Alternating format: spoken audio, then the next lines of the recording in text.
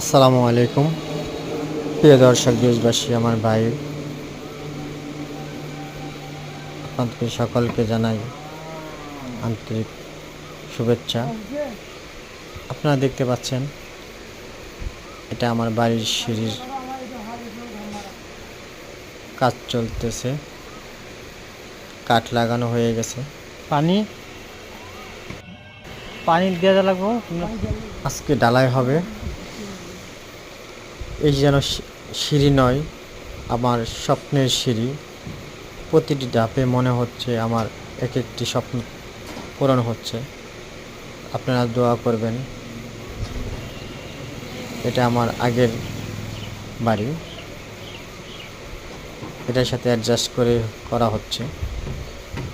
আপনাদের সকলের কাছে দোয়া চাই আমি যেন সহি সালামত